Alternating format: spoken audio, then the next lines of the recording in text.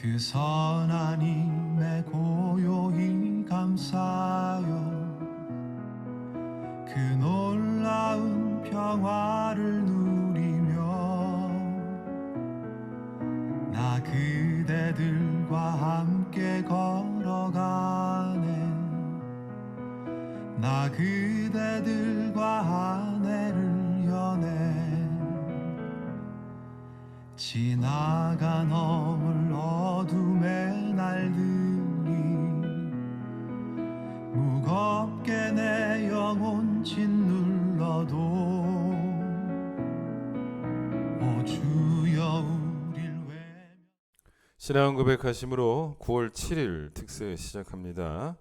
나는 전능하신 아버지 하나님 천지의 창조주를 믿습니다. 나는 그의 유일하신 아들 우리 주 예수 그리스도를 믿습니다.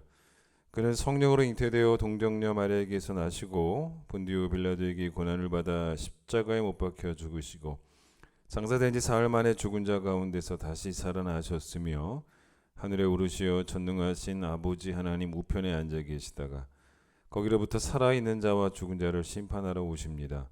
나는 성령을 믿으며 거룩한 공교회와 성도의 교제와 죄를 용서받는 것과 몸의 부활과 영생을 믿습니다. 아멘. 323장입니다.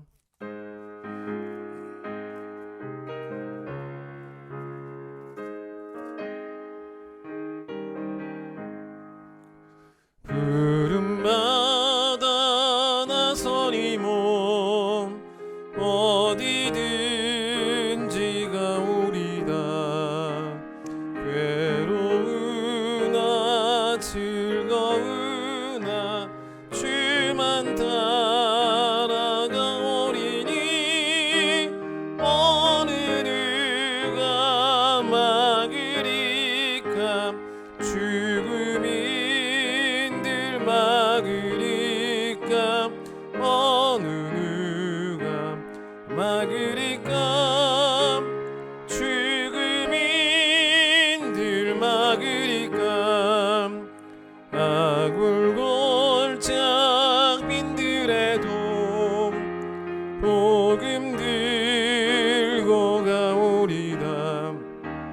소돔 같은 거리에도 사랑 안고 찾아가서 종의 몸에 지닌 것도 아낌없이 드리리다.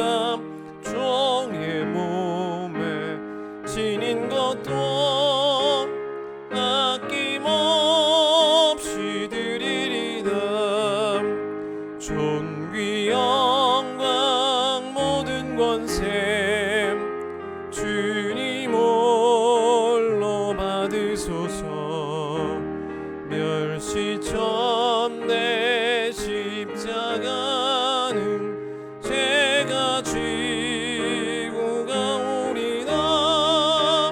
이름 없이 빛도 없이 감사하며 섬기리다. 이름 없이 빛도 없이 감사하며 섬기리다. 아멘. 느헤미야 1장 2장 제가 전체를 다 읽겠습니다. 느헤미야 1장 2장을 다 읽도록 하겠습니다. 구약성경 727페이지 느헤미야 1장 제가 읽겠습니다.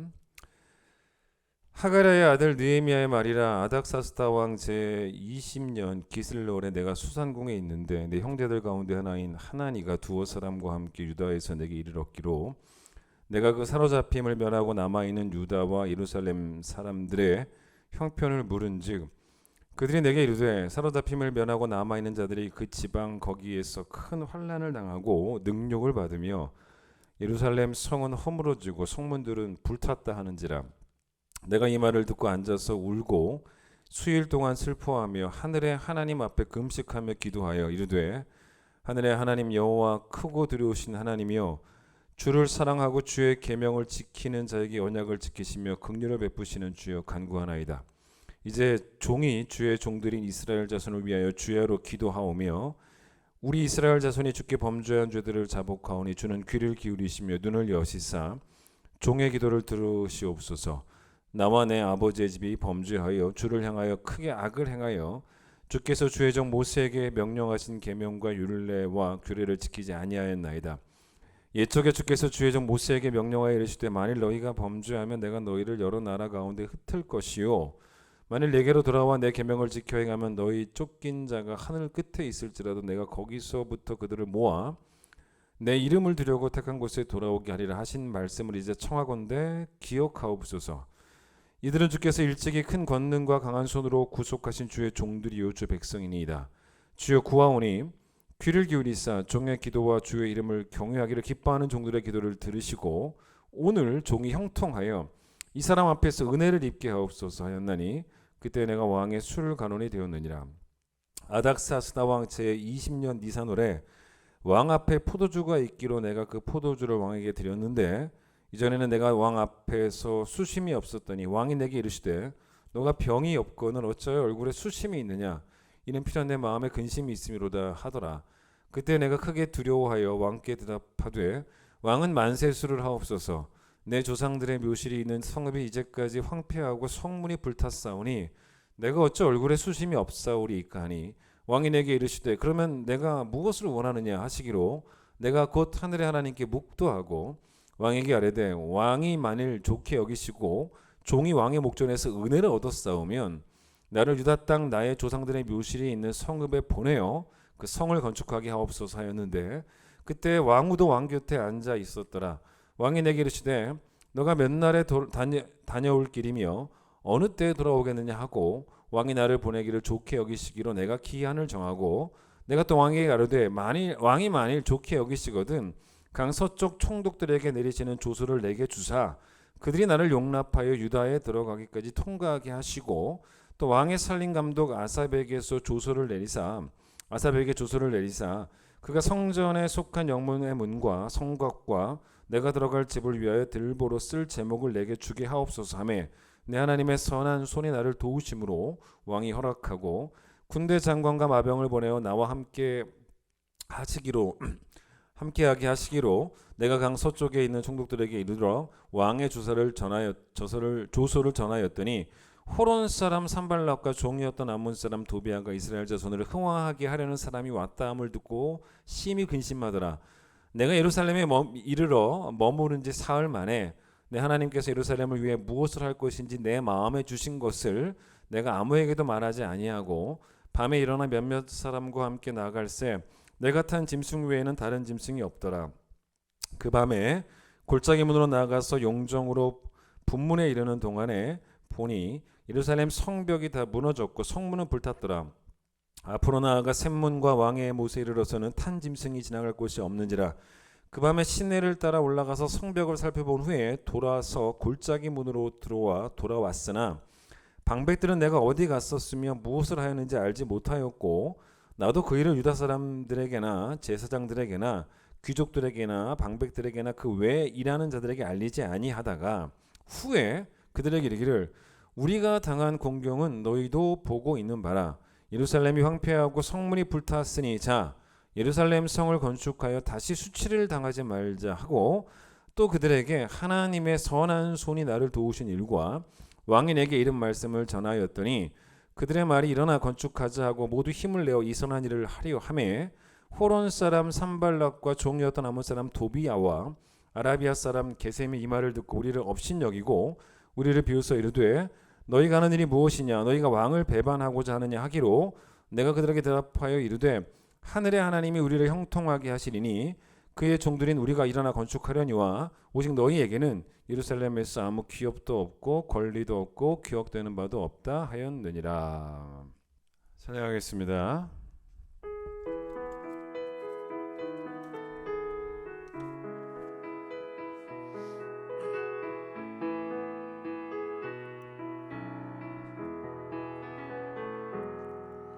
그 선한 힘에 고요히 감사하여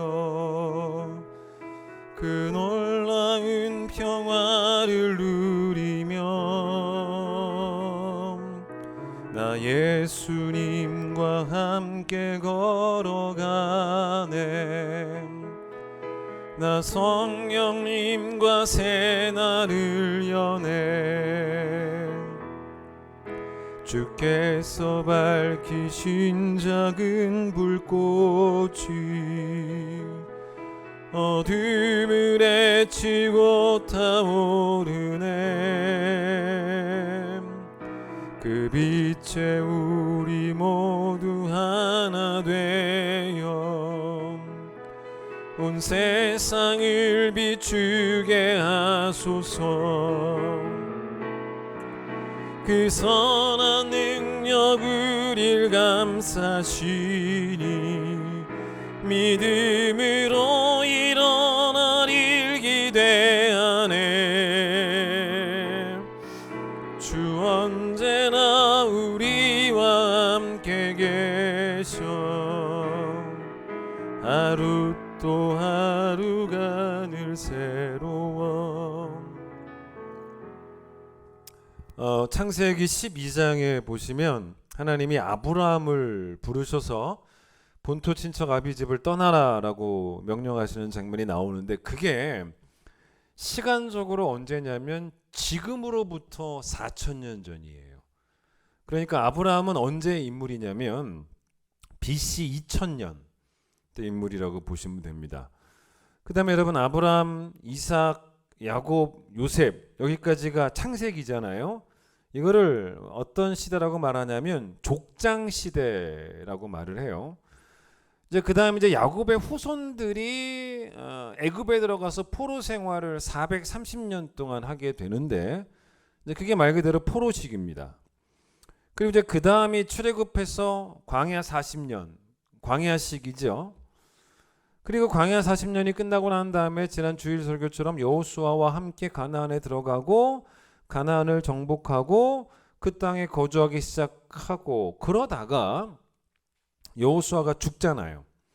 그 다음부터 이제 누가 출현하냐면 사사들이 통치하는 사사시대. 근데 여러분, 사사들이 누구냐면 가나안 정복한 후에 그 첫 번째 왕이 결국 이제 사울이 되지 않습니까? 사울이 왕이 되기 전까지, 나라의 모습을 갖추기 전까지, 왕이 있던 그런 나라의 모습을 갖추기 전까지 이스라엘 백성들을 지도했던 정치적 리더들이 바로 사사입니다. 그런데 이제 마지막 사사를 사무엘이라고 보거든요. 근데 이제 사무엘이 기름 부어서 사울을 일대왕으로 삼고, 사울이 폐위되는 것에 대해서 이제 사무엘이 알고 또 다윗을 기름 부어 왕으로 삼고, 그러니까 사울과 다윗, 그 다음에 솔로몬까지가 통일왕국이었잖아요. 그때까지가 통일왕국 시기입니다. 그 다음에 우리 어제 배우셨던 것처럼 남유다와 북이스라엘로 갈려지는 분열왕국 시대가 됐고, 북이스라엘이 먼저 아수르에게 망하고 남유다가 그 다음에 바벨론에게 망하고, 그래서 포로 생활을 하게 돼서 70년 포로 생활을 하고, 그 다음에 바벨론이 망하면서 그 지역을 지배했던 새로운 신흥 세력 바사에 의해서 새롭게 나라가 이제 그 바사가 거기를 지배하기 시작하면서 고대 근동 지역을, 그래서 이제 고레스에 의해서, 바사의 왕이었던 고레스에 의해서 고향으로 돌아오기 시작합니다. 다 기억하시죠? 어제 배웠으니까. 스룹바벨이 1차로 데리고 오고, 2차 때 에스라가 데리고 오고, 3차가 느헤미야가 데리고 오는데, 자, 구약 성경은 여기까지만 기록해놔요. 역사를. 그러니까 느헤미야의 활동까지만 기록되어 있는데, 그게 시기적으로 언제라고 보시면 되냐면 BC 400년 즈음입니다. 딱 거기까지만 나와요. 구약 성경은. 여러분 아셔야 돼요, 이거. 자, 오늘은 일단 어디를 보시냐면 성경 맨 앞에 보시면 성경 목록이 나오죠. 여러분 성경책 갖고 계신 거 앞에 펴보시면 성경 목록이 나올 겁니다.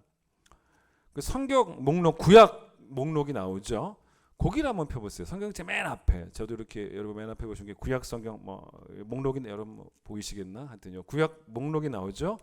요거를 보고 좀 제가 설명을 드리겠습니다. 거기 보시면 이제 목록을 볼까요?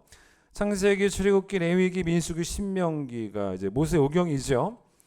그 다음부터 나오는 것을 이걸 이제 모세 성경 분류할 때 그걸 모세 오경이라고 하고요. 이제 그 다음부터 여러분 잘 보세요. 여호수아부터 어디까지 가냐면 에스더까지. 여호수아부터 에스더까지를 뭐라 그러냐면 분류를 어떻게 하냐면 역사서. 여기 역사가 들어 있는 거. 역사서라고 이야기합니다. 근데 거의 이건 이제 시간 순서대로라고 보시면 됩니다. 여러분 그래서 거기 목록 보시면 여호수아, 그렇죠?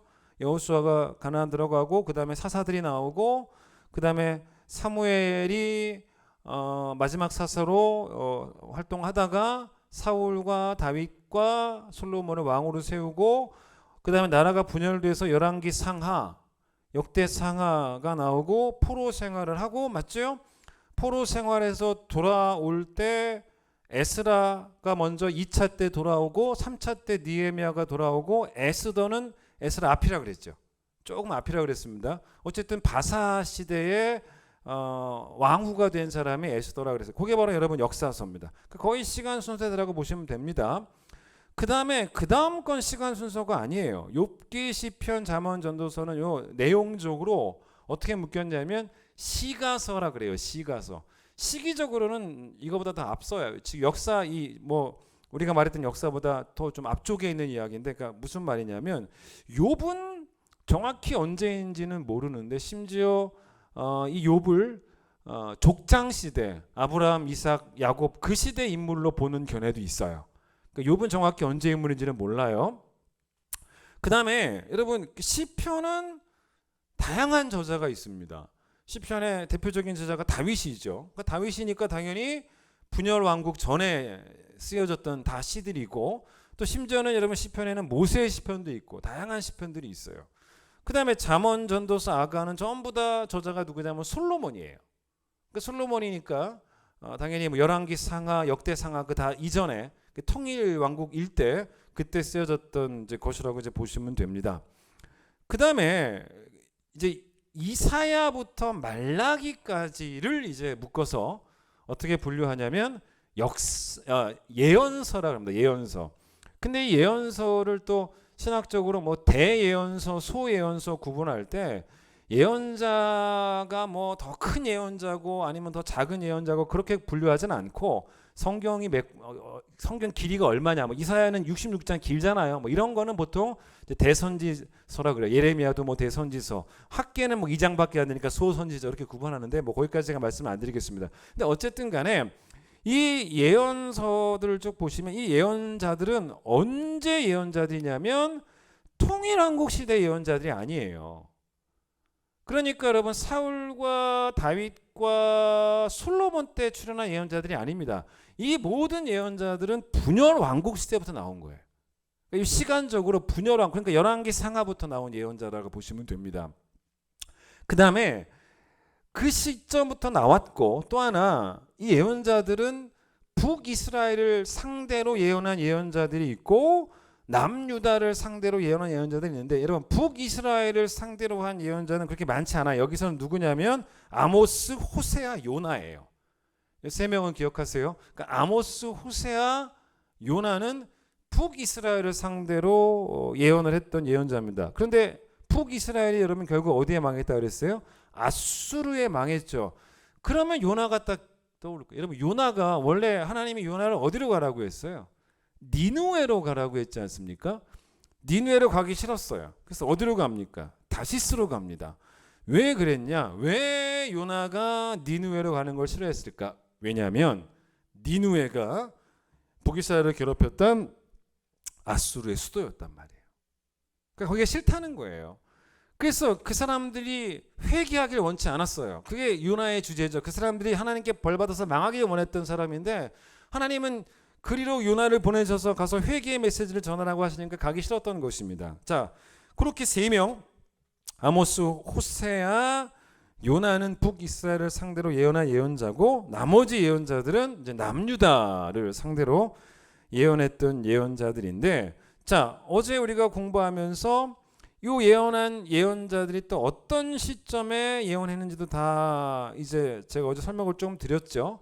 어제 제가 말씀드린 예언자들만 좀 표현을 다시 한번 해보면, 이미 고레스의 출현을 예언했었던 이사야, 그러니까 이사야가 어제 제가 말씀드린 시점상으로는 이사야가 제일 빨라요, 시간적으로. 그러니까 남유다가 멸망당하기 전에 이사야는 이미 고레스를 예언했잖아요. 그러니까 이사야는 좀 빠르고, 그 남유다가 멸망당할 시점에, 그러니까 다른 모든 선지서 다 말할 수는 없고 어제 제가 말씀드린 거 말씀드릴게요. 멸망당할 시점에 예언했던 예언자가 누구였냐면 예레미야, 예레미야나 예레미야 에가나 저자는 같으니까.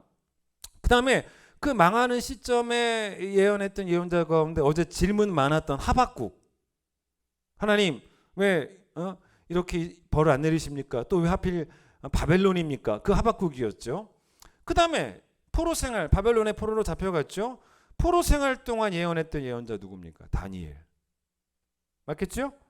그 다음에 포로 생활 끝나고 돌아와서 스룹바벨이 성전을 건축할 때 독려하고 격려했던 스룹바벨과 예수와를 격려했던 두 명의 선지자 학개, 스가랴. 생소하시면 안 돼요. 그 다음에 이제 한 사람만 더 말씀드리면, 마지막 예언자 중에 제일 마지막 예언자, 성경의 그 시간적으로 말라기로 봅니다. 말라기가 맨 마지막 장에 있기도 하고, 말라기는 정확하지는 않은데 아마도 느헤미야 시대가 아니었을까로 보는 거예요. 자, 이스라엘을 지배했던 계층을 다시 한번 기억해 볼까요? 바벨론이 먼저, 그 다음에 페르시아인 바사, 그 다음에 헬라, 그 다음에 로마라 그랬습니다. 근데 여러분, 이제 바사가, 페르시아가 선정을 베풀어서 돌아가기는 했지만, 여러분 어제 말씀드리자는 것을 말씀드리면, 그렇다고 해서 정치적으로 나라들을 다 독립시킨 게 아니에요. 사실은 여전히 이 페르시아의 식민지들입니다. 그러니까 그 대신 바사는 뭐 아수르나 바벨론처럼 그렇게 난폭한 나라는 아니었다는 거예요. 그러니까 식민지 국가들을 막 괴롭혔던 그런 나라는 아니었고, 억압 정책보다는 일정한 범위 내에서 정치적인 자유도 또 뭐 종교적 자유도 그런 거 허용한 꽤 많은 관용 정책을 취했던 그런 제국이 페르시아, 바사 제국이었어요. 그래서 이제 포로 생활을 하고 있던, 그러니까 여러분 바벨론의 포로였던 사람이 이제 페르시아가 들어오니까 페르시아의 포로가 됐잖아요. 그 페르시아의 포로가 된 유대인들 보고 본국으로 돌아가라, 그렇게 이제 한 거죠. 자, 그리고 난 다음에 이 페르시아 다음에 또 어느 나라가 왔다 그랬습니까? 바사 다음에 헬라 알렉산더 대왕이 지배한 게 BC, 잘 들어보세요. 어제 말씀드렸어요. BC 333년부터예요. 여러분, 그러면 이 헬라가 지배한 게 성경에 나옵니까? 안 나옵니까? 안 나오잖아요. 왜냐하면 성경은 대략 바사가 지배했을 때 구약 역사 BC 한 400년 경으로 끝나니까. 그 다음에 여러분 BC 333년부터 헬라가 지배하다가 그 다음에 BC 63년부터는 로마가 지배를 해요, 이스라엘 지역을. 그러니 여러분 구약에 기록된 역사가 시간 순서로 따지면 느헤미야로 끝나잖아요. 대략 400년 정도니까. 그렇기 때문에 여러분 성경에 없는 역사가 있어요.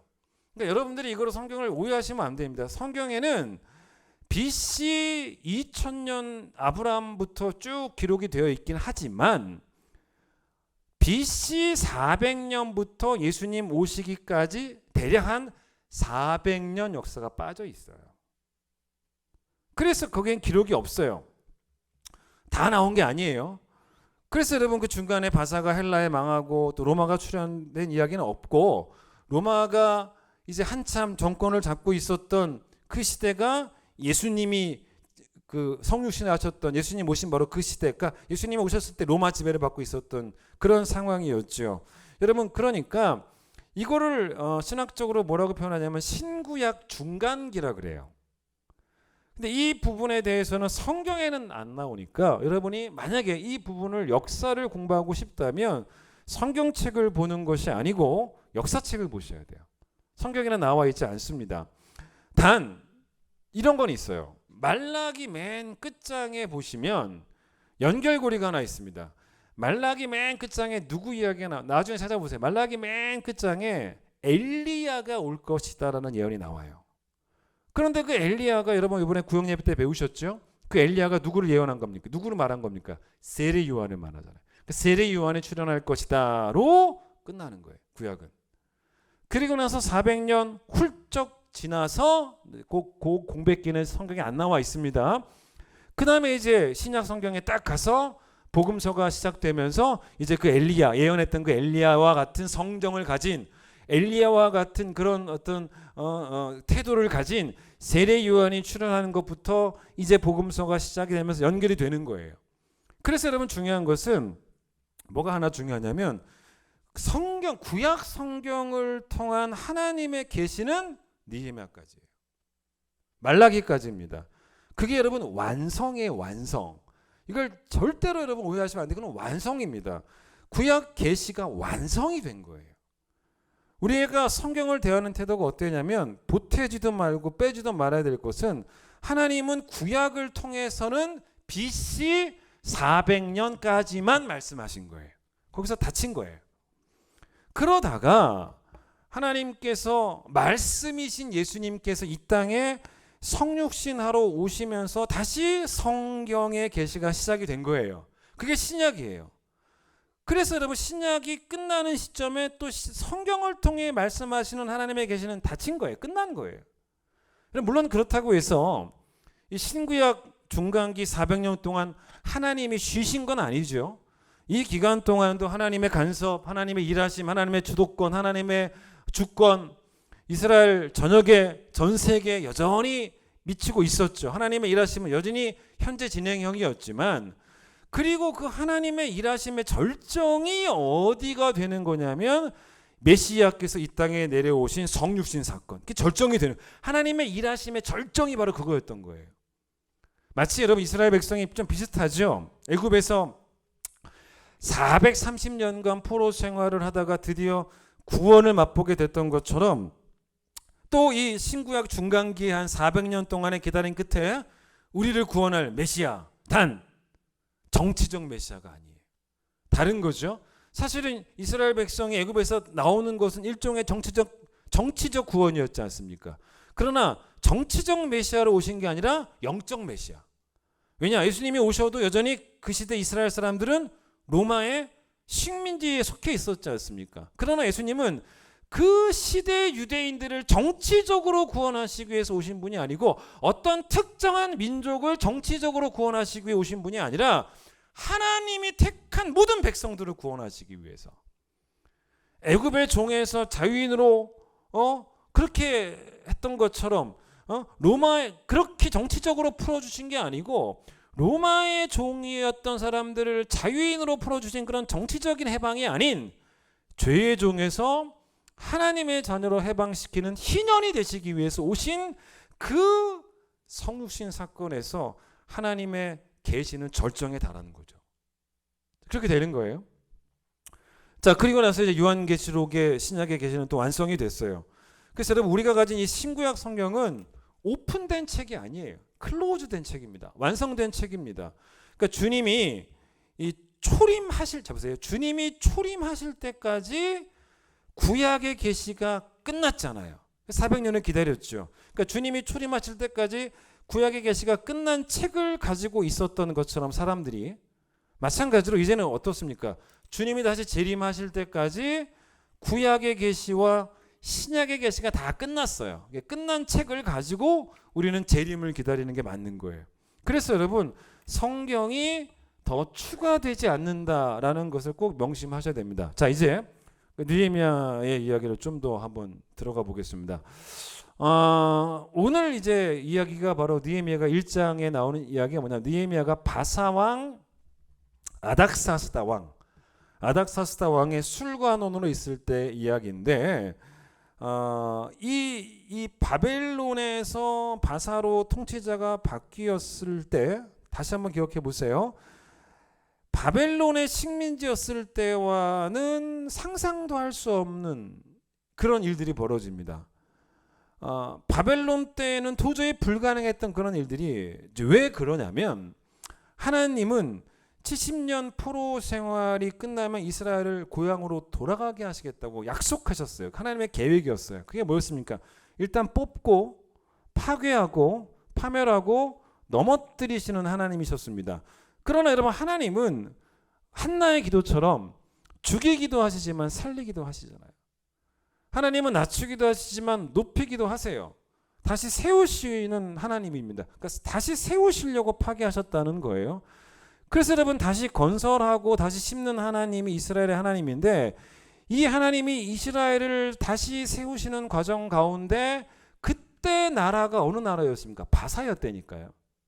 그럼 다시 세우시는 과정이니까 바사가 식민지였던 유대인들에게 취했던 태도는 훨씬 부드러웠다는 거예요. 다시 세워야 되니까. 바벨론하고는 달라요. 바벨론은 무너뜨렸지만 바사는 세우는 과정에 있었던 나라였지 않습니까? 여러분, 그래서 그 과정 가운데 하나님이 이제 어떤 사람들을 사용하셨냐면 1차 때 성전을 건축했던 스룹바벨과 2차 귀환을 이끈 에스라와 3차 귀환자 느헤미야였다는 것입니다. 자, 학계 2장을 잠깐 봐보세요. 오늘도 좀 성경을 여러 군데 찾긴 할 겁니다. 학계 2장 23절 보십시오. 거기 학계 2장 23절에서 하나님이 스룹바벨에 대해서 뭐라고 말하는지 보세요. 자, 23절 1312페이지. 만군의 여호와가 말하노라 스알디엘의 아들 내 종. 그렇죠? 스룹바벨이 뭐라고요? 내 종이에요. 그러니까 하나님이 이스라엘을 다시, 예루살렘을 다시 세우고 건축하는 과정 가운데 사용했던 하나님의 종이 스룹바벨이었다는 거예요. 그리고 이렇게 할 수 있도록 바사가 유화 정책을 썼다는 거죠. 바사가 부드럽게 부드럽게 식민지를 다스렸다는 것입니다. 하나님 이스라엘 회복하기 위해서 택하신 하나님의 일꾼이 바로 1차 때는 스룹바벨이었고 2차 때는 누구요? 에스라였고 3차 때는 바로 느헤미야였다는 것입니다. 자, 하나님의 섭리의 관점으로 느헤미야서를 읽으셔야 돼요. 그러면 하나님의 섭리라는 것을 어떻게 읽어내시면 좋으냐면, 도저히 여러분 보세요. 도저히 인간적인 관점으로 봤을 때는 불가능해 보이는 상황입니다. 모든 것이 막혀 있는 것 같고. 여러분, 그런데 하나님께서 예루살렘을 회복시키시기 위해서, 그게 하나님의 계획이기 때문에 오늘 제가 그걸 설교합니다. 도저히 불가능한 상황들을 가능하게 만들어 버리시고, 막혀있던 것들을 결국 뚫어내시고, 그래서 아무리 정치와 군사력으로 막강했던 그런 나라들이라도 이제는 뭐예요? 바사잖아요. 바사. 하나님의 섭리를 가로막을 정도로 강한 나라는 없더라는 거예요. 그게 여러분 느헤미야에 드러나요. 그래서 여러분, 지금 바사가 고대 근동 지역을 제패하고 통치하고 있는 정말 강대국 아니겠습니까? 여러분, 아무리 강대국이어도 하나님보다 강하지는 않잖아요. 그래서 그 강대국의 통치 아래 지금 유대인들이, 이스라엘 백성들이 지금 지배를 받고 있지만 하나님이 어떻게 일하시는지를 오늘 확인해 보자는 것입니다. 그래서 성경에 총독이라고 하는 단어가 이렇게 나오면, 일단 여러분 이걸 어떻게 총독은 이해하시면 좋으냐면요, 그 지배하는 나라가 식민지를 다스리기 위해서 식민지에 파송하고 임명하는 지도자가 바로 총독입니다. 자, 구약 말고 신약 성경에 나오죠. 한번 로마가 유대인들을 다스릴 때, 로마가 유대인을 다스리기 위해서 로마가 파송한 총독이 있어요. 이 사람은 로마인이었어요. 이름이 뭔지 아십니까? 본디오 빌라도예요. 본디오 빌라도, 로마 사람입니다. 총독이에요. 그래서 그러니까 로마가 그 유대 지역을 다스리기 위해서 보냈던 총독 가운데 5번째가 빌라도, 예수님 시대가 바로 그 사람이었어요. 근데 여러분, 바사도 보세요. 바사도 어떻게 하냐면 유대를 다스리기 위해서 총독을 보냅니다. 근데 여러분, 그 총독을 보냈는데 그 총독이 누구냐면 바사 사람을 보낸 게 아니라 누구를 보냈냐면, 거기에서 노예 생활을 하고 있었고 거기에서 끌려왔던 누구를 보낸 거냐면 유대인들을 총독으로 보내는 거예요. 유대인을 보냅니다. 여러분, 그래서 바사가 유대에 보낸 총독 중에 한 명이 누군지 아세요? 수룹바벨이에요. 수룹바벨. 그러니까 수룹바벨의 총독으로 간 거예요. 자, 학계 1장. 학계 피고 있죠? 학계 1장 보세요. 자, 거기 보세요. 1장 1장. 다리오 왕 제2년 여섯째 달 곧 그 달 초하루에 여호와의 말씀이 선지자 학계를 말미암아 스알디엘의 아들이고 유다 모인 총독인 수룹바벨에게 또 대제사장이었던 여호수아에게 예수아에게 임했다는 것입니다. 여러분, 수룹바벨은 누구냐면요, 유다의 19대 왕이었던 여호야긴, 어제 18대가 여호야김이었죠. 19대가 여호야긴인데 여호야긴의 손자예요. 그러니까 유대인이에요. 그 수룹바벨을 총독으로 세워서 그 수룹바벨이 성전을 건축하도록 허용을 해준 거예요. 그게 바사의 정책이었어요. 근데 여러분, 마찬가지로 그 다음 아시게 뭐냐, 또 누가 총독으로 갔냐면 누구겠어요? 바사가 유대의 총독으로 보낸 사람이 바로 누구냐면 느헤미야예요. 그 느헤미야가 총독으로 가는 이야기가 오늘 1장 2장이에요. 아셔야 돼요.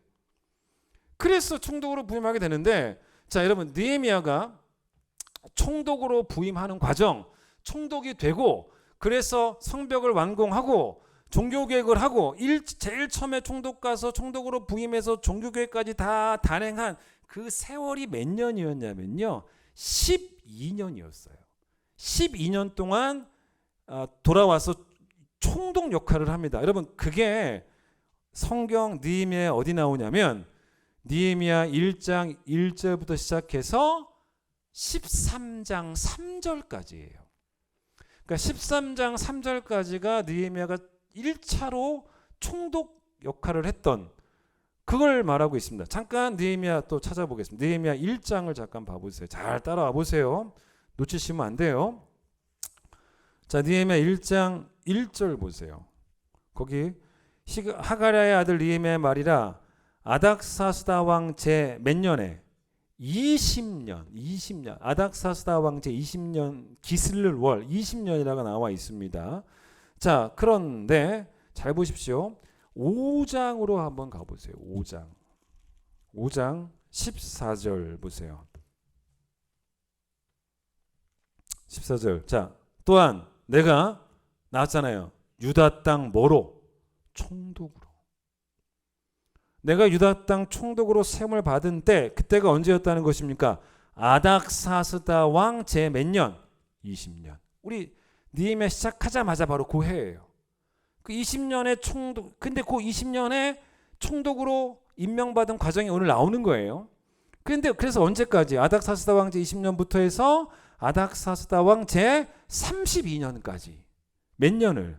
12년 동안을 총독 역할을 했다는 것입니다. 여기 나와 있죠. 자, 그게 바로 1장 1절부터 13장 가보세요. 13장 3절까지예요. 아셨죠? 그 다음에 13장 4절부터는 두 번째 총독 재임 기간입니다. 두 번째.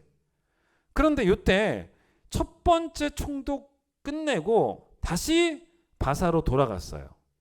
느헤미야가. 잘 따라오세요. 바사로 돌아갑니다. 그걸 어떻게 할 수 있냐면, 자, 보세요. 6절 보세요. 그때에는 내가 뭐라 그래? 예루살렘에 있지 않았다는 거예요. 다시 돌아갔다는 거예요. 그런데 바벨론 왕 아닥사스다 30년에 내가 왕에게 나아가 며칠에 왕에게 말미를 청하고, 그래서 여러분 보시면 이제 그 다음에 돌아갔다가 다시 일정 기간 지나고 난 다음에 다시 돌아와요. 왜 돌아오냐? 그 이유 중에 하나가 뭐냐면 이거예요. 종교개혁을 다 단행을 하고 이제 이 나라를 좋게 만들어 놓고 다시 잠깐 돌아갔는데, 그 사이에 또 이스라엘 백성들이 옛날 모습 돌아가 버린 거예요. 그래서 이제 뭐 한 줄 아십니까? 다시 2차로 또 온 거예요. 총독으로. 또 와서 다시 한번 거침없는 종교개혁을 또 시행하는 이야기가 13장이에요. 13장. 그런데 그래서 학자들이 어떻게 말하는 사람들이 있냐면, 그 말라기는 언제냐? 어쩌면 말라기는 그 말라기를 읽어보면 그 이 종교적으로 다 무너져 있는 상황을 말하고 있거든요. 그래서 말라기를 먹자마자 조금 의견이 갈리긴 하지만 어쩌면 이 말라기가 이 느헤미야가 1차 끝나고 총독 끝내고 돌아가고 요 난 그 중간 사이에 막 지금 총독이 느헤미야가 아닌 그 중간 사이에 이스라엘 백성이 막 무너졌을 때 그때 예언한 선지자가 말라기가 아니었을까라고 보는 견해가 많아요. 자, 어쨌든 간에 자 이거 보세요. 그런데 정복을 했는데 바사가 유대를 그 정복된 도시에 여러분 식민지 백성들이요. 여러분 이게 되게 놀라운 이야기예요. 성벽을 세운다는 거예요. 자기들의 예루살렘 예전에 수도였던 예루살렘에다가 성벽을 세워요. 성전을 세우고 성벽을 세웁니다. 여러분 이거는 분명히 바사에게 따지고 보면 정복자들에게는 위협일 수 있어요. 여러분 성벽이라는 것은 어떤 의미가 있냐면 제가 지난번에 한번 말씀드린 적이 있어요. 다른 설교 때. 정치적 의미가 있어요. 어떤 정치적인 자주권을 주장하는 의미가 있는데 그런 의미의 성벽이라면 여러분 식민지 백성들이 피지배자들이 그렇게 하는 것을 개의치 않을 지배정부가 얼마나 있겠어요. 보기 싫은 거예요. 강압적이라면 여러분 그런데 그 일을 누가 했냐면 느헤미야가 했다는 겁니다. 여러분 이게 쉬운 일이 아니에요. 여러분 이걸 그냥 보시면 안 돼요. 계속 바사가 통치하고 있는데 그 식민지 백성의 유대인들에게 니들 돌아가서 성전도 다시 짓고 성전은 그들의 정신이 그 유대인들의 정신이 모여 있는 거다. 정신적으로 제일 중요한 장소 아니겠습니까? 성전을 짓고 또 그 위에 그 주변에다가 성벽을 두르라는 것은 이건 보통 일이 아니에요, 사실은. 근데 여러분 이게 느헤미야가 어떻게 이 일을 하게 됐냐? 어떻게 일을 하게 되었냐면 잘 보세요. 느헤미야가 피지배자였잖아요. 식민지 백성임에도 불구하고 느헤미야가 고위 관직에 올랐다는 거예요. 고위 관직에. 여러분 여기에 하나님의 섭리가 있는 거예요. 느헤미야가 술관원이 되었다는 것입니다. 왕이 가장 신임하는 술관원이 된 게 우연이 아니에요. 자, 오늘 이제 읽은 본문에 나와 있는데 여러분 아닥사스다 왕이 느헤미야를 얼마나 아꼈는지 아십니까? 얼굴에 근심이 있어요. 여러분 그 제국의 왕이에요. 그런데 여러분 2장 2절을 보세요. 느헤미야 2장 2절을 보시면 여러분 보세요. 우리 남편도 아내한테 이렇게 안 부드러운데 얼마나 부드러운지 보십시오. 예? 왕이 내게 이르시되 너가 제가 부드럽게 얘기하죠. 너가 병이 없거늘 어찌해서 이렇게 얼굴에 수심이 있느냐. 이는 필히 네 마음에 근심이 있는 것 아니겠느냐. 여러분 얼마나 따뜻해요. 얼마나 부드럽습니까. 여러분 지배를 받고 있는 유대인인데 이렇게 얼마나 부드럽게 접근을 합니까. 왕이 신하에게 이렇게 접근하는 게 쉽겠습니까? 게다가 진짜 바벨론 무너뜨리고 고대 근동지역을 차지한 대페르시아 그런 왕이 유대 신하 한 사람의 얼굴색을 살피고 말입니다. 그의 이야기 귀를 기울이고 이건 절대로 쉬운 일이 아닙니다. 그리고 느헤미야를 유대의 총독으로 보내고 성벽을 건축하는 일들을 다 허용하지 않습니까? 오늘 읽어본 부분에 나오죠. 다 설명할 겁니다. 여러분 이건 그냥 읽으시면 안 돼요. 다 하나님의 개입하심이에요. 자, 얘기가 이렇게 나온 김에 그런 시리즈로 묶어볼까요? 자, 그런 시리즈가 있어요. 다른 나라 가서 고위관직자가 되어가지고 큰 일을 한 다 하나님의 섭리였다는 거죠. 가장 대표적인 케이스 한번 얘기해 볼까요? 제 시간 순서대로 한번 해보면 요셉이잖아요. 그죠? 그럼 요셉이 바로의 나라에 가서 뭐가 됐어요? 이집트의 총리가 됐습니다. 그게 우연의 일치가 아니라는 것은 요셉이 고백하잖아요. 이거 섭리였다. 형들이 나를 판 게 아니라 하나님이 계획을 가지고 나를 이 애굽 땅을 살리려고 보내신 거다. 역전의 하나님. 기억나시죠? 그래서 창세기 50장 20절 너무 유명하지 않습니까? 형들 나를 해하려 했지요. 그러나 형님들은 나를 해하려 했지만 하나님은 오히려 그걸 선으로 바꾸사 오늘과 같이 만민의 생명을 백성의 생명을 구원하려고 나를 여기에 보내신 것입니다. 요셉을 죽이려고 했던 형들의 계획을 이겨내지 못하시는 하나님은 존재하지 않는다는 거예요. 하나님은 하나님의 뜻을 위해서 요셉을 애굽에 팔리게 하셨다도 말되지만 하나님의 뜻을 위해서 요셉을 애굽에 보내신 거잖아요. 자, 우리 그런 이야기 해볼까요? 그런 스토리로. 그 다음 누구예요? 다니엘. 여러분, 다니엘이 바벨론에서 엄청난 일들을 합니다. 그건 우연이 아니에요. 하나님이 바벨론에 끌려간 다니엘을 통해서 계획하신 주의 뜻을 이뤄낸 것입니다. 자, 제일 처음에 바벨론에 다니엘이 누구에 의해 끌려갔습니까? 느부갓네살에 의해 끌려갔죠. 그런데 여러분 어떻게 됐습니까? 여러분, 이게 어제 제가 설명 안 드린 부분인데, 이 바벨론으로 끌려간 다니엘은 바벨론 시대에만 공직자가 된 건 아니었어요. 바벨론 다음에 바사가 바벨론을 제패하죠. 이 다니엘은 더 어쩌면 축복이죠. 바사 시대까지도 계속 공직자였어요. 그게 거의 한 70년입니다. 여러분, 그래서 다니엘이 나중에 한번 읽어보세요. 바벨론 포로 생활 때 고위 공직자가 된 이야기는 다니엘 1장부터 5장까지예요. 6장부터는 이제 바사가 출연해요. 바사. 근데 거기 여전히 다니엘은 있어요. 찾아보겠습니다. 다니엘 한번 2장을 한번 펴보세요. 우리 어제 다니엘 2장에서 기억나시죠? 다니엘이 포로로 끌려갔는데 거기 가서 그때 포로로 끌고 갔던 누구? 왕 느부갓네살 기억나죠? 바벨론의 왕이었던 느부갓네살의 꿈을 아주 근사하게 하나님의 해석을 받고 해서 풀어줍니다. 그게 여러분 우리 어제 다니엘 2장이었죠. 여러분 기억나죠? 2장에서 그걸 풀어줍니다. 그게 여러분 2장 45절 뜨인 돌. 그래서 해석을 풀어줍니다. 해석을 해줍니다. 그 결과 보세요. 하나님이 다 의도하신 바가 있었다는 거예요. 어떻게 돼요? 왕이 46절 위에 소제목 보세요. 왕이 다니엘을 뭐하다? 높이다. 높이지 않습니까? 여러분, 그래서 여러분 46절 보세요. 이에 느부갓네살 왕이 엎드려 다니엘에게 오히려 절을 해요. 와, 이거 무슨 일입니까? 뭐랑 되게 비슷하지 않습니까?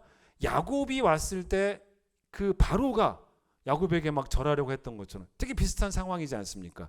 느부갓네살 왕이 엎드려 다니엘에게 절을 합니다. 여러분, 그 이유가 뭐냐면 다니엘에게 절했다기보다는 어떤 의미에서 뭐냐면, 야, 이 다니엘의 하나님이 놀랍구나. 그 하나님이 드러난 거죠. 여러분, 그래서 여러분 37절 보세요. 왕이 대답하여 다니엘에게 이르되, 야, 너희 하나님은 참으로 모든 신들의 신이다. 모든 왕의 주제시로다. 너가 능히 이 은밀한 것을 나타내었으니 너희 하나님은 또 은밀한 것을 나타내시는 분이다. 왕이 이에 다니엘을 높여서 귀한 선물을 많이 주고 그를 세워 바벨론 제방을 다스리는. 여러분, 다니엘도 와서 공직자가 되었잖아요. 영향력 있는 인물이 됩니다. 이게 다 하나님의 섭리였다는 거예요. 게다가 여러분 그 다음 보세요. 4장 보세요. 4장에 다니엘이 느부갓네살의 꿈을 또 해석을 해줍니다. 그게 4장이에요. 넘어갑시다. 5장 가세요. 5장. 자, 그런데 그렇게 해서 여러분 잠깐만 4장 34절 보세요. 4장 34절 또 느부갓네살 왕이 하나님 찬양하는 내용이 또 나오죠. 그죠? 5장 가세요. 근데 이제 5장 보시면 세월이 좀 많이 지나요. 5장 1절 보세요. 왕이 새롭게 나오죠. 이름 뭡니까? 벨사살 왕입니다. 이 사람은 바벨론의 마지막 왕이었어요. 벨사살. 당연히 이때도 다니엘은 있었죠. 그런데 이게 어떤 일이냐면 벨사살이 5장 1절부터 보세요. 벨사살이 사람들을 막 불러놓고 잔치를 벌입니다. 근데 이 벨사살이 아주 나쁜 사람이었죠. 술을 마실 때 어떻게 했냐면 그 바벨론이 예루살렘을 침략해서 성전을 다 무너뜨리고 성전에 있는 모든 기물들을 다 가져왔거든요. 그걸 내오라는 거예요. 거기다가 술 따라 먹자는 것입니다. 신성모독이죠. 하나님을 모욕하는 막 그런 행동들을. 그래가지고 3절 보세요. 이에 예루살렘 하나님의 전 성소 중에서 탈취해온 그릇과 그걸 가져와서 왕이 그 귀족들과 왕후들과 후군들과 막 마시고, 게다가 술 마시고 난 다음에는 우상에게다 막 찬양하고 막 이런 진짜 더러운 행태를 보입니다. 5절 보세요. 그때 사람의 손가락들이 나타나는 거예요. 손가락이 나타났어요. 그 손가락이 나타나서 벽에다가 글씨를 씁니다. 글씨를 썼는데 6절 보세요. 이에 왕이 즐기던 얼굴빛이 변해서 생각이 많아지고 넓적다리 마디가 눕는 듯하고 그의 무릎이 서로 부딪혀 막 무서운 거예요. 이게 뭐지? 이게 뭐지? 근데 그 글이 뭔 말인지는 모르겠는 거예요. 그래서 어떻게 하냐면 자, 이 써여 있는 글을 해석할 수 있는 사람에게는 7절 끝에 보세요. 내가 셋째 통치자로 삼겠다. 이 나라에. 그렇게 얘기를 해요. 그래가지고 여러 사람들이 와서 그 글을 해석을 하려고 하는데 아무도 해석을 못해요. 그러니까 9절 보세요. 그러므로 벨사살 왕이 크게 번민해서 얼굴빛이 변하였고 이렇게 다 걱정이 많았던 것입니다. 이때 사람들이 뭘 말하겠습니까? 다니엘이라는 사람이 있는데요. 다니엘을 소개한 거예요. 여러분 13절 보세요. 다니엘이 왔어요. 부름받아 왕 앞에 와서 이 말씀이 무엇인지, 이 글이 무엇인지를 설명을 해주게 됩니다. 하나님이 이제 알게 해주신 거죠. 뭐라고 말하냐면 아주 이 다니엘이 무서운 말을 해요. 벨사살한테 거침없이 말합니다. 23절 보세요.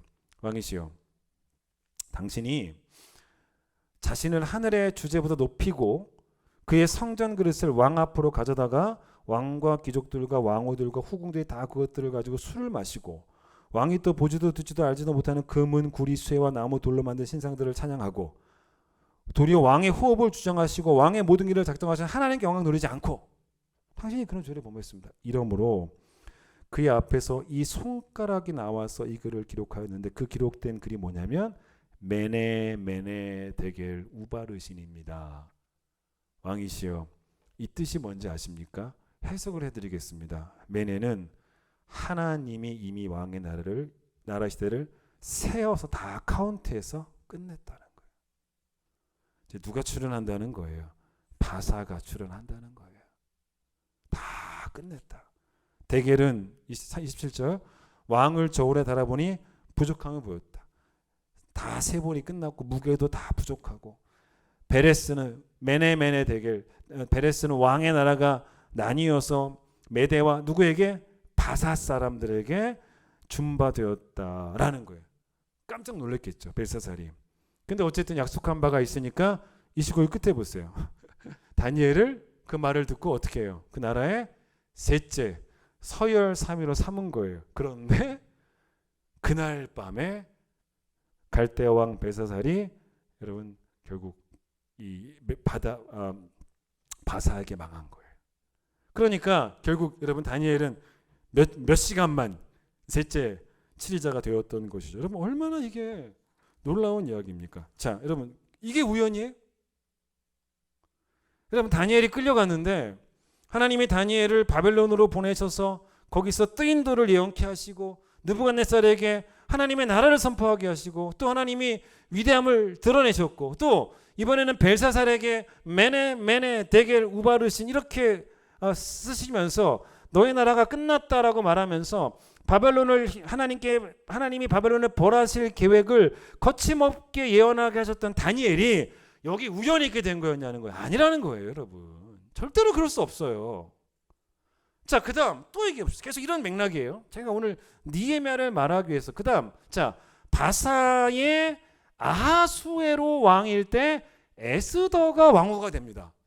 그렇죠. 똑같은 그런 맥락이죠. 그런데 그 당시에 바사의 높은 지위에 있었던 사람이 누구냐면 하만이에요. 하만. 이 하만이라는 사람이 자기가 높은 지위에 있는데 사람들이 다 자기에게 절하는데 누가 절을 안 해? 모르드게. 유대인이었던 모르드게가 문직인데 절을 안 합니다. 기분 나쁜 거예요. 그래서 이 하만이 뭘 계획합니까? 유다 종족 전체를 멸절시킬 그런 악한 계획을 세웁니다. 그거를 누가 알게 되냐면 모르드게가 알게 되지 않습니까? 그래서 모르드게가 에스더한테 뭐라 그럽니까? 자, 이거예요. 야, 너 그 모르드게가 에스더한테 말하죠. 에스더야, 네가 지금 왜 왕후의 지위를 얻게 되었나 생각해봐. 이거 한번 바꿔볼까요? 하나님 만약에 요셉한테 요셉아, 네가 왜 애굽의 총리가 되었는지 생각해봐. 하나님이 다니엘에게 다니엘아, 네가 왜 바벨론에서 고위 간직자가 되는지 생각해봐. 하나님이 느헤미야에게 왜 네가 유대 총독이 있는지를 생각해봐. 거기에는 하나님이 그 지위를 사용하셔서 하시고자 하신 일이 있는 거예요. 그 지위가 그냥 지위가 아니라는 겁니다. 그래서 하나님이 에스더를 그 바사 왕국의 왕으로 삼은 것이 자기 민족을 구원하시기 위한 그 지위를 사용하라는 그런 목적인 거를 하나님이 모르드를 통해서 에스더에게 알게 하셨지 않습니까? 그러니까 에스더가 어떻게 말합니까? 처음에는 자기가 왕의 허락 없이 왕비라도 왕을 대면하러 가면 위험하거든요. 왕이 죽일 수도 있어요. 근데 그런 상황에서 모르드게가 계속 콜링 하잖아요. 너 이러면 안 돼. 왜 하나님이 너를 이 나라의 왕비로 삼았는지를 알아야 돼. 우연이 아니야. 이건 우연이 아니야. 하나님의 계획이야. 그때 뭐라 그래요? 죽으면 죽으리라. 가잖아요. 여러분 그래가지고 어떻게 됩니까? 민족을 구하잖아요. 민족을 구하고 원래 하만이 모르드게를 잡아서 죽이려고 했던 그 나무에 하만이 달려 죽지 않습니까? 이게 우연의 일치입니까? 절대로 아니에요. 그 다음 여러분 스룹바벨을 유대 총독으로 세우신 것도 느헤미야를 유대 총독으로 세우신 것도 비록 강대국들이 여전히 통치는 하고 있지만 여전히 강대국이 지배는 하고 있지만 하나님이 하나님의 사람들을 세우셔서 하나님의 통치를 계속 이어가시는 거예요. 성경 그걸 말하는 거예요. 그래서 강대국이었던 애굽에서도 요셉이, 강대국이었던 바벨론에서도 다니엘이, 강대국이었던 바사에서도 스룹바벨과 에스라와 느헤미야가 하나님이 개입하셔서 불가능해 보이는 것들을 가능케 하시고 막힌 것들을 뚫리게 하시고 큰 산을 평지되게 하셔서 그게 우연입니까? 하나님의 일하심이죠. 우연이 아니에요. 여러분 우리의 관점과 하나님의 관점은 다릅니다. 우리가 볼 때는 길이 없어 보여도 하나님은 계획이 있으시기 때문에 반드시 거기에 길을 내세요. 그걸 이제 우리가 느헤미야를 통해 확인해 보겠습니다. 자, 느헤미야 1장으로 한번 가보세요. 이 느헤미야 1장 2절에 느헤미야가 이걸 쓸 때 느헤미야는 그냥 쓴 게 아니라 다 여러분 이런 걸 쓸 때는 자기 관점이 있어요.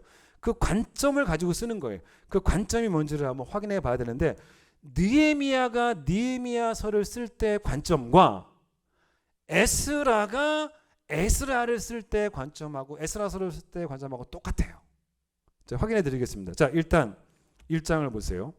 느헤미야가 수상공에 있을 때 술 관원으로 있을 때 거기 2절 보세요. 느헤미야 형제 중 하나인 하나니가 와서 몇몇 사람과 함께 유대에서 온 거예요. 그 바사에 있던 느헤미야를 만나러 왔는데 예루살렘에 대한 소식을 전해주는 것입니다. 좋은 소식이 아니에요. 이미 여러분 잘 보세요. 1차 귀환, 2차 귀환 했지 않습니까? 근데 거기 돌아간 이스라엘 백성들에 관한 고향에 돌아간 이스라엘 백성들에 관한 이야기를 전해주는데 별로 좋은 이야기가 아니에요. 3절 보세요. 그들이 내게 이르되 사로잡힘을 면하고 남아있는 자들이 그 지방 거기에서 환난을 당하고 능욕을 받고 예루살렘 성은 다 허물어지고 성문들이 다 불탔다라고. 여러분 자 이거 하나 아시겠어요? 자 이게 무슨 말이냐면 BC 587년에 바벨론에 의해서 남유다가 망합니다. 그때 성전도 다 무너지고 그때 성벽도 다 무너졌어요. 근데 여러분 지금 이 시점은 언제인지 아십니까? 그 후로부터 140년 후의 이야기예요. 여러분 그러면 그 후로부터 140년 후의 이야기인데 그때 와서 지금 하나니아가 성벽이 무너졌어요 라고 말하는 건 앞뒤가 안 맞잖아요. 그걸 듣고 막 느헤미야가 막 너무너무 막 괴로워하고 좀 앞뒤가 안 맞아요. 이거는 그게 아닌 것 같다는 거예요. 그게 아니에요. 어디를 보시냐면 에스라 4장을 보세요. 이걸 여러분 에스라 4장과 함께 보실 필요가 있습니다. 그 에스라 4장에 보시면 이 사람들이 이제 스룹바벨과 함께 일단 1차로 돌아오지 않았습니까? 이게 4장 여러분 7절부터 24절까지 이야기였던 것 같아요. 이게 무슨 말이냐면 스룹바벨이 돌아와서 성전을 재건을 할 때 사람들이 성전만 재건한 게 아니고 성벽도 재건을 하려고 성벽도 재건을 했단 말입니다. 근데 이때 이걸 계속 방해하는 세력들이 많았다는 거예요. 왜냐? 바사 왕의 통치에 방해가 된다. 이런 거 세우면 안 되지 라고 말하면서 바사 왕한테 악의적으로 고소를 하는 거죠. 왕이시여 이건 왕에 대한 반역 행위입니다. 13절 끝에 보세요. 13절 이렇게 말합니다. 이제 왕은 아시옵소서. 만일 이 성읍을 건축하고 그 성곽을 완공하면 저 무리가 다시는 조공과 관세와 통행세를 바치지 아니하리니 결국 왕에게 손해가 됩니다. 막 사람들이 고소를 나쁘게 한 거예요. 이거 지으면 큰일 납니다라고 막 고소를 하고 막 그러니까 21절 보세요. 왕이 명령드리고 이제 너희는 명령을 전하여 그 사람들에게 어떻게 해라? 공사 그만하게 해라. 공사 그치게 해라. 그 성을 건축하지 못하게 해라. 이렇게 그러니까 성벽 공사도 중단되고 24절 보세요. 성전 공사도 중단이 되고 이런 이야기들을 들은 것 같아요. 느헤미야가. 그러니까 얼마나 마음이 아픕니까? 느헤미야 다시 1장으로 가보세요. 자, 그래서 정말로 이게 정말 너무너무 슬픈 소식을 듣고 물론 여러분 이때 성전은 그대로 있었습니다. 그런데 여러분 성벽이 빨리 완공이 되지 않으면 성전도 무너질 수 있잖아요. 성벽이 없으면 얼마든지 누가 들어와서 적이 침투해서 성전도 무너뜨릴 수 있으니까 너무 슬퍼가지고 기도하는 내용이 쭉 나와요. 쭉 기도합니다. 근데 여러분 이 기도를 잘 들어보시면 일단 무슨 기도하냐면 회개 기도합니다. 7절 보세요. 주를 향하여 우리가 크게 악을 행했습니다. 회개 기도를 해요. 자, 요거는 제가 오늘 깊게 보지는 않겠습니다. 근데 이 회개 기도가 옛날 우리 조상의 죄를 말할 수도 있긴 하겠지만 다시 귀환해서 1차, 2차 귀환해서 성벽을 쌓고 성전을 만드는 과정 가운데 범했던 그들의 죄.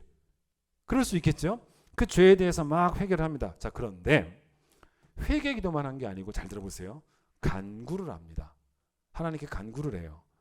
그게 바로 무슨 내용이냐면 여러분 이 느헤미야의 간구가 이제 오늘 설교의 이제 마지막 주제가 되는 부분이에요. 어떤 기도를 하냐면 하나님의 섭리를 믿는 자의 간구였어요. 그러니까 여러분 기도가 하나님의 뜻을 바꾸는 힘은 없어요. 그게 아니고 지금 느헤미야가 믿고 있는 게 뭐냐면 하나님이 포로를 다시 예루살렘으로 돌려보내시고 예루살렘 이스라엘을 회복시킬 계획이 있다라는 걸 믿었어요. 그거는 그가 믿고 싶었던 바가 아니에요. 믿어야 하는 바였어요. 왜냐? 이건 하나님의 계획이었으니까. 하나님의 언약이었으니까. 하나님의 약속이었어요. 하나님의 뜻이었으니까. 그래서 5절 보세요. 회개기도 했지만 하나님을 뭐라고 부르냐면 중간 보세요. 언약을 지키시는 하나님이라고 부릅니다. 그죠? 그리고 9절 보세요. 9절 중간 보세요. 내가 거기서부터 그들을 모아 내 이름을 두려고 택한 곳 어딜까요? 예루살렘. 예루살렘. 예루살렘으로 돌아오게 하시겠다라는 예루살렘의 회복은 예언자들이 계속 예언했던 하나님의 계획이었어요. 그러면 그 회복은 성전을 회복하고 성벽을 회복하고 또 거기에 사는 사람들도 영적으로 회복하고 그게 느헤미야서 아닙니까? 느헤미야서 다 나오잖아요. 이게 하나님의 계획이에요. 하나님의 뜻이에요. 그래서 느헤미야가 그걸 알고 있기 때문에 느헤미야의 기도는 바로 뭐냐면 하나님 그렇게 해주세요라고 기도해도 맞지만 기도를 배우세요. 9절 배우세요. 기도를 배우시라면 하나님의 섭리를 믿는 자의 기도가 어떻게 기도하면 좋으냐면 하나님 그 말씀을 끝에 보세요. 기억해 주세요. 기억해 주세요. 여러분 이게 하나님의 섭리를 믿는 자의 기도예요. 그걸 기억해 주십시오. 이건 단지 여러분 이게 하나님의 섭리를 믿는 자가 하나님이 그걸 까먹으셨을까 봐 상기시켜 드리려고 기억하세요라고 하는 게 아닙니다. 그게 아니에요. 정말로 하나님의 섭리를 믿기 때문에 하나님 그 섭리대로 행하세요를 기억하세요라고 기억해 주십시오라고 고백하게 된 것입니다. 자, 그런데 여기서 느헤미야가 또 안 게 뭐냐면 그 하나님의 계획과 섭리 가운데 잘 보세요. 하나님이 자기를 사용할 거라는 걸 믿었어요. 자기를 쓸 거라는 것을. 그건 그의 바람이 아니에요. 하나님의 뜻에 대한 확신입니다. 여러분 그래서 그 확신이 있는 자의 기도가 11절에 나옵니다. 11절 뭐라 그래요? 이렇게 기도합니다. 중간 보세요. 하나님 오늘 종이 뭐하게 하사 형통케 하사 이 사람 앞에서 은혜를 입게 하소서. 이 사람이 누굴까요? 아닥사스다 왕 앞에서 내가 은혜를 얻게 꼭 해주세요. 그래서 왕에게 은혜를 입어서 고향으로 돌아갈 수 있도록, 예루살렘을 재건할 수 있도록 해주세요. 이게 느헤미야에게는 형통이었어요. 여러분, 왕에게 은혜를 입어서 술관원보다 더 높은 고위 관직자가 되게 해주세요가 세상이 말하는 형통이에요. 그러나 성도의 형통은 뭔지 아십니까? 내가 하나님 나라를 위해 쓰임받는 것. 오늘 설교 제목입니다. 느헤미야처럼 쓰임받는 것. 하나님이 세워가시는 그 하나님 나라를 위해 내가 일꾼으로 쓰임받는 것. 이게 형통이에요. 이게 형통이에요. 형통의 개념이 달라요. 2장 1절 보세요. 그래서 왕에게 포도주를 바치는데 왕이 물어봅니다. 무슨 근심이 있냐? 근데 여러분 1절 보세요. 여러분 정말 기도를 얼마나 오래 했냐면 아닥사스다 왕 제20년 메도레 니산월이죠. 1장 1절 보세요. 1장 1절 기슬르월이죠. 기슬르월이 우리 달력으로 하면 11월 12월이에요. 니산월은 3월 4월이에요. 넉 달이나 기도한 거예요. 계속 기도하고 있었습니다. 여러분 이게 만약에 하나님의 역사가 아니고 하나님의 개입이 아니고 하나님의 일하심이 아니고 그냥 아닥사스다 왕의 의지로 해줄 일이라면 아닥사스다 왕 앞에 가서 계속 간구하면 돼. 해달라고 조르면 돼요. 그런데 여러분 아닥사스다 왕이 이 시대 최고의 바사 제국의 왕이었지만 왕 중에 왕은 하나님이에요. 세상 주관자이신 하나님이 아닥사스다 왕의 마음을 움직일 걸 믿은 거예요. 고레스의 마음을 움직이셨던 것처럼 하나님이 아닥사스다 왕의 마음을 움직여서 하나님의 뜻을 이루실 줄 믿었기 때문에 느헤미야의 간구의 대상은 아닥사스다 왕이 아니라 하나님인 거예요. 하나님이 이렇게 해주세요. 그러니까 겉보기에는 아닥사스다 왕에게 도움을 구하는 것 같지만 그 이면에는 결국 지금 이 느헤미야가 뭘 하고 있는 거냐면 하나님의 도우심을 구하고 있는 거예요. 그래서 왕이 그렇게 물어보죠. 여러분 왕이 물어봅니다. 너 왜 이렇게 얼굴에 근심빛이 있니? 여러분 이게 뭔지 아십니까? 4개월 동안의 기도 응답이에요. 기도 응답이 드디어 온 겁니다. 여러분 그러니까 느헤미야가 당장 이걸 하나님의 사인으로 딱 읽어냅니다. 그래서 말을 하죠. 3절 왕이여 만세수를 하옵소서. 하여튼 예의는 발라요. 만세수를 하옵소서. 내 조상들의 묘실이 있는 성읍이 이제까지 황폐하고 성문이 다 불타서 내가 이렇게 얼굴에 수심이 있는 것입니다. 딱 말을 해요. 그러니까 여러분 왕이 하나님이 다 작업하신 거예요. 뭐라 그럽니까? 그래? 어떻게 해줄까? 너무 부드럽지 않습니까? 어떻게 해줄까? 그러는 거예요. 그때 느헤미야가 여러분 이 사절도 멋져요. 진짜 대단한 기도의 사람이에요. 우리랑 어떻게 했겠습니까? 어떻게 해줄까? 그럼 우리는 또 그때 빨리 이렇게 해주세요. 이렇게 해주세요. 말했겠지만 그거를 말하기 전에도 뭘 해요? 기도를 해요. 그 앞에도 기도. 하나님께 뭐 했대요? 묵도했다. 잠시 기도했다. 뭐라고 기도했을까요? 저도 몰라요. 또 기도한 거예요. 짧게 기도했죠. 또 기도. 성도가 기도를 놓치면 안 되니까. 왜냐하면 이거는 왕이 허락하는 게 아니라 하나님이 왕을 허락해 하신 게 한 거니까. 그걸 아니까. 여러분 그래서 6절이 이제 그렇게 해서 이제 허락을 해줍니다. 그래서 보세요. 6절 그때 왕후도 왕 곁에 앉아 있었더라. 왕이 내게 이르시되 너가 몇 나라 다녀올 게임 어느 때 돌아오겠냐 하고 왕이 나를 보내기를 좋게 여기시기로. 그렇죠? 왕이 보내기를 허락을 합니다. 여러분 그런데 더 재미나요. 여러분 계속 읽으면 진짜 재미납니다. 그런데 여러분 이렇게 왕이 허락을 하니까 느헤미야가 이게 지금 하나님의 때인 줄 딱 캐치한 거죠. 사인을 읽어낸 거죠. 또 느헤미야가 하나님이 주도하실 걸 믿었지요. 그러니까 여러분 이 아닥사스다 왕에게 요구하는 수준도 믿음이 있는 자의 그 요구가 점점 세져요. 당당해요. 물론 왕에게 공손하게 말은 했지만 할 말 다 해요. 이 요구의 수준이 거침이 없습니다. 그래서 여러분 하나님이 예루살렘을 회복시키실 계획을 가지고 계시는데 그리고 자기를 사용할 걸 믿는데 그런데 여러분 이때 유다에 들어가는 것부터 힘들면 안 되지 않습니까? 그러니 유다에 들어가는 것도 한마디로 술술 풀려야 되지 않겠습니까? 7절 보세요. 그래서 뭘 부탁합니까? 내가 또 왕에게 이르되 왕이 만일 좋게 여기시거든 공손해요. 공손하게 말합니다. 각 서쪽 총독들에게 내리는 조서를 내게 주셔서 그들이 나를 용납하여 유다에 들어가기까지 통과하게 해주세요 라고 말하는 게 무슨 말입니까? 왕의 조서보다 더 좋은 통행증이 없지 않습니까? 유다까지 가는 길에 골목 길목마다 공식 문서가 없으면 통과가 안 되는 거예요. 그러니 이게 필요하니까 왕이시여 조서를 써주세요라고 부탁을 합니다. 당연히 허락하지요. 그러나 하나님의 계획과 기도 응답은, 그 주도하심은 얼마나 치밀하고 얼마나 대단한지 우리의 상상을 뛰어넘습니다. 우리가 상상한 만큼의 하나님이 우리 하나님이 아니에요. 바울의 고백처럼 에베소서 3장 20절 우리가 구하는 것이나 생각하는 것에 더 넘치도록 능히 하실 그 하나님이, 하나님께서 이 아닥사스다 왕의 마음을 감동시켜서 어디까지 하게 하시냐면 9절 보세요. 뭐예요?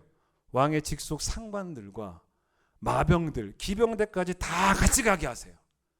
느헤미야를 호위하게 하십니다. 느헤미야를 누구도 공격도 못하게 하시고 모든 통과가 순적할 수 있도록 하나님이 넘치도록 하신 거예요. 게다가 자, 여기까지만 말하면 재미없죠. 또 있어요. 여러분 7절 보세요. 7절이 뭡니까? 정치적 후원이죠. 8절은 먼저 하십니까? 이왕 하시는 거 경제적 후원도 좀 하세요 라고 부탁을 한 거예요. 예? 여러분 이런 담대함이 느헤미야의 성격입니까? 아니에요. 이건 성격이 아니라 믿음이에요. 믿음으로 계속 요구해. 왜? 하나님이 할 줄 믿으니까. 여러분 그래서 8절 보세요. 왕이 다 끝에, 여러분 끝에 보세요. 왕이 다 뭐 하게 돼요? 왕이 다 허락을 합니다. 자, 오늘 결론이 되는 부분이 나옵니다. 그런데 성경은 왕이 허락했다고 말하지 않아요. 여러분 느헤미야서를 쓴 느헤미야의 신앙이 들어있는 거예요. 여기. 뭐라고 말합니까? 왕이 한 게 아니라 그 앞에 보세요. 끝에 보세요. 8절 끝에 내 하나님의 뭐가? 선한 손이 나를 도우셨기 때문에. 이게 포인트예요. 모든 영광을 하나님께 돌립니다. 아닥사스다 왕의 의지에 따라 그렇게 했다라고 말하는 게 아니라 하나님의 선하신 손길에 따라 다 결정이 된 것이다. 그리고 보세요. 도착을 해요. 예루살렘에. 도착을 했는데 방해하는 사람이 있었어요. 10절 보세요. 호론 사람 산발랏과 암몬 사람 도비야가 방해를 하려고 합니다. 일단 자기 편들을 모아서 느헤미야가 뭐라고 말하는지 아십니까? 18절 보세요. 이렇게 그들에게 설명합니다. 뭐라고 말해요? 자기가 여기에 오기까지 그 모든 과정을 딱 한마디로 설명하죠. 뭐라고 합니까? 18절 하나님의 선한 손이 나를 도우신 겁니다 라고 말하잖아요. 딱 한마디로. 그러고 나니까 여러분 19절 보세요. 호론 사람 산발랏과 암몬 사람 도비야가 막 비웃어요. 니네 못할걸? 막 그래요. 악한 말로 비방을 합니다. 그때도 20절 이거는 느헤미야의 성격이 아니라 믿음이라니까요. 담대해요. 뭐라고 말합니까? 뭐라고 말해요? 우리 해낼 수 있어요 라고 말하지 않고 하늘의 하나님께서 우리를 뭐하게 하신다? 형통의 개념이 달라요. 우리를 사용하셔서 예루살렘을 회복시키는 것이 우리에게 형통입니다. 선포하지 않습니까? 여러분 느헤미야와 같은 신앙 고백 가진 사람이 바로 누구냐면 에스라예요. 에스라 4장을 봅니다. 에스라 4장을 보세요. 에스라 4장에 보시면 에스라 시대에도 그런 똑같은 일이 있었는데 여기에 대해서 에스라가 어떻게 써 내려가는지를 한번 보시라는 것입니다. 4장 4절을 보세요. 4장 4절을 보시면은 에스라가 이제 돌아와서 그 에스라 돌아오기 전에 스룹바벨에 그러니까 스룹바벨의 에스라는 여러분 2차 기한 때 왔고 2차 기한이 여러분 에스라 7장부터라 그랬죠. 근데 이 앞에는 스룹바벨이 와서 성벽을 짓고 성전을 건축하는 얘기가 나오지 않습니까? 근데 그때 있었던 역사적인 사건을 기록하는 거예요. 자기가 이제 알고 있는 역사적인 사건을 뭐라고 기록하냐면 4장 4절 보세요. 이로부터 그 땅 백성이 유다 백성의 손을 뭐하게 해서 약하게 해서 그들의 손을 약하게 해서 성전 건축도 방해하고 성벽도 못 지으려고 약하게 하려고 자꾸 했다는 것입니다. 그런 일들이 있었어요. 자, 그런데 이 그들이 아무리 약하게 하려고 해도 안 통하는 게 성전 건축은 하나님이 하시는 거잖아요. 그러니까 하나님의 손이 그들 손보다 강하기 때문에 하나님의 손이 성전 건축에 하나님의 손이 성전 건축하는 자의 손을 강하게 하실 걸 믿었기 때문에 성전이 반드시 완공될 거라는 것을 믿었기 때문에 6장 보세요. 6장 14절 보세요. 그렇죠? 6장 14절 끝에 뭡니까? 성전 건축이 끝났죠. 결국은 방해도 끝났죠. 성벽은 아니에요. 성전 건축이 끝났어요. 그거를 에스라가 그 역사적인 사건을 어떻게 고백하는지 보세요. 22절 보세요. 뭐라고 고백합니까? 아무리 그들이 우리의 손을 약하게 하려고 해도 똑같아요. 중간 보세요. 하나님께서 왕의 마음을 돌리셔서, 똑같잖아요. 왕의 마음을 돌리셔서 이스라엘의 하나님이신 하나님의 성전 건축하는 손을 힘있게 하도록 하셨다는 거예요. 성전 건축을 끝내도록 하셨다는 것입니다. 그럼 또 보세요. 7장 9절로 가세요. 에스라 고백하고 똑같아요. 그렇죠? 에스라가 이제 7장 2차 귀환인 자기가 돌아올 때 그 돌아오는 걸 뭐라고 표현합니까? 에스라 믿음도 똑같아요. 첫째 날 초하루에 바벨론에서 길을 떠났고 뭐가요? 하나님의 선한 손에 도우심을 입어서라고 똑같이 말합니다. 그렇죠? 28절 보세요. 7장 28절. 계속 그래. 계속 이 고백이에요. 여러분 이게 여러분 고백이 되셔야 돼요. 2차 때 돌아올 때 어떻게 됐다? 또 나로 왕과 그의 보좌관들 앞과 왕의 권세에 있는 모든 방백들 앞에서 은혜를 얻게 하셨도다. 내 하나님 여호와의 손이 내 위에 있었기 때문에 내가 힘으로 돌아왔다는 거예요. 여러분 성경의 주인공은 하나님이세요. 니에미야서의 주인공은 니에미야가 아닙니다. 에스라의 주인공도 에스라가 아니에요. 사도행전의 주인공도 사도들이 복음 전한 이야기가 아닙니다. 사도행전은 누가 복음 전한 이야기냐면 성령이 사도들을 통해 복음 전한 이야기예요. 여러분 하나님의 역사를 위해서 하나님이 주인공 되시는 이 하나님의 역사에 여러분과 저를 도구로 사용하신다는 거예요. 그래서 우리가 오늘도 하나님은 하나님의 손으로 우리를 도우사 우리를 강하게 하십니다. 그렇게 우리를 형통케 하십니다. 누구처럼? 니에미야처럼. 여러분도 니에미야가 되셔야 되는 거예요. 여러분도 니에미야처럼 하나님의 계획 속에서 귀하게 쓰임받고 있고 또 귀하게 쓰임받을 것을 믿는 하나님의 사람들입니다. 니에미야처럼 쉬지 말고 여러분 이렇게 기도하십시오. 하나님, 나를 향한 하나님의 뜻을 기억하셔서 하나님의 선한 손으로 나를 축복하셔서 나의 손을 강하게 하시고 내가 주를 향해 충성하는 것을 방해하는 그 길을 걸어가는 것을 방해하는 모든 악한 세력은 그들보다 강한 주의 손으로 꺾으시고 그래서 주의 나라를 세워가는 귀한 일꾼으로 마지막 호흡까지 평생 동안 쓰임받는 주의 종 되게 하소서. 그렇게 기도하시는 모두가 되시기를 축원드리겠습니다. 찬양합니다.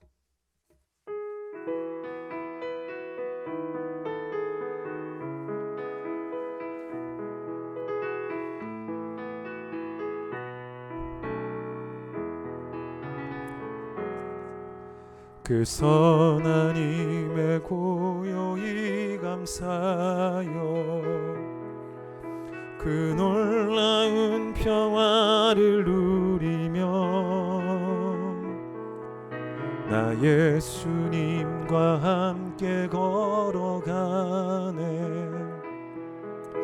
나 성령님과 새 날을 여네 주께서 밝히신 작은 불꽃이 어둠을 헤치고 타오르네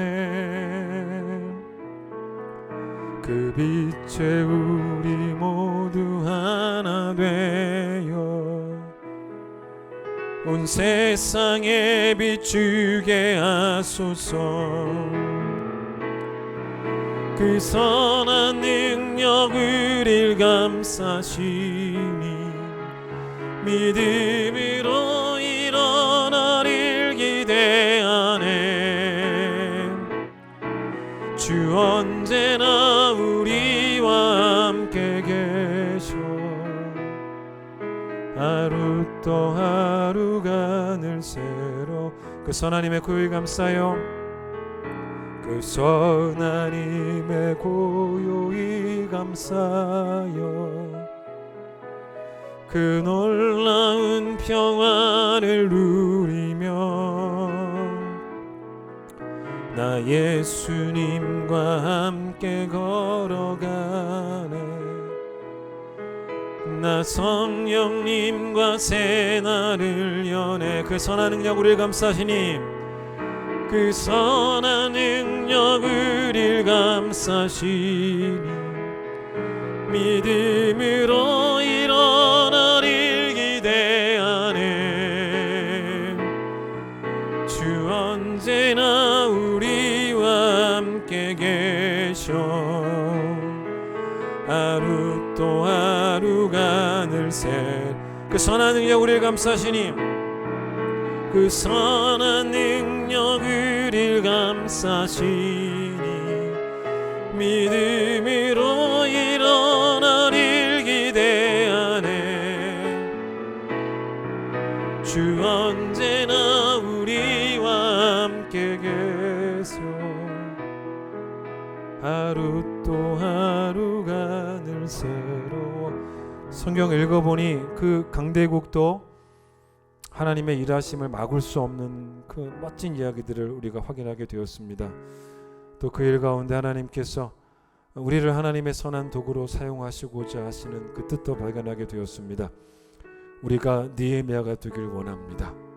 하나님, 우리를 주님 나라를 세우시는 일에, 하나님 느헤미야가 예루살렘을 회복하는 일에 쓰임 받았던 것처럼 우리도 주님 나라를 세우는 일 가운데 쓰임 받게 되기를 간절히 소망합니다. 매일매일 기도하되, 하나님, 나를 향한 하나님의 뜻을 기억하셔서 하나님의 선한 손으로 나를 축복하셔서 나의 손을 강하게 하셔서 내 충성을 방해하는 모든 것들을 주의 손으로 꺾으셔서, 하나님, 내가 주의 나라를 세워가는 귀한 일꾼으로 꼭 주의 뜻 가운데 쓰임받게 하소서라고 늘 기도하는 우리 모든 주의 백성들 될 수 있도록 축복하여 주시옵소서. 이제 예수님의 놀라우신 은혜와 하나님의 사랑과 성령의 역사심이 오늘 말씀 들은 모든 성도들 위해 함께하여 주시기를 간절히 축원하옵나이다. 아멘.